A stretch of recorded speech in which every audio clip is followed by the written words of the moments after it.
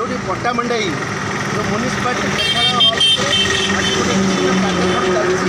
चर्चार विषय पलटि अंचल कवि निराकार दासଙ୍କର पितृ उपलक्षे गोटे ये कार्यक्रम चलती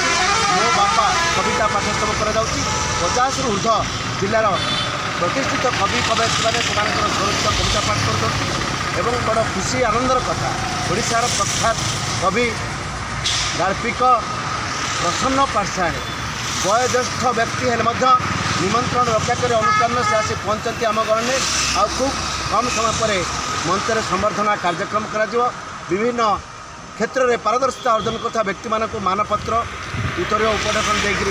मंच में सम्मानित कर आसतु यही कार्यक्रम में आम समस्ते जोगदे निजक धन्य करवा। धन्यवाद नमस्कार जय जगन्नाथ मु सीताकांत नायक आवाज ओडिशा रिपोर्टर केन्द्रापड़ा। धन्यवाद नमस्कार। मु डॉक्टर नारायण प्रसाद जेना ऑल इंडिया रेडियो 1991 मसीह गीत कवि सर केन्द्रापड़ा जिला पट्टामुंडे ये जो म्यूनिसिपालिटी कैंपस भितर ये जो कार्यक्रम होची गोटे बापा गोटे कविता पाठोत्सव होती मान्यगण्य व्यक्ति माने जिलार अच्छा गोटे संबर्धना सभा करा पुस्तक उन्मोचन करा से संपर्क में आप जन विशिष्ट कवि भाव में कौन वक्तव्य रखिए? बापांकर स्नेह ममतारे आदर अभियंतारे सन्तानर आशार सौध गढ़ी उठे आज निराकार दासंक द्वारा उन्मोचित होगा जाऊँगा ये बापा बा नारायणकर आगामी नारायण काली मरबी यही जो शीर्षक पुस्तक अति प्रणिधान योग्य एवं बापा को अवज्ञा करुवा व्यक्ति मानी यह एक छाट सदृश तेणु बापा समाजर बरदाण्डे मुंड टेकी चलिबार सहारा जोगई था। माँ जन्म जाई सीना किंतु बापा निज पेटरू काटी निजे खना खंड पिधि पुत्र को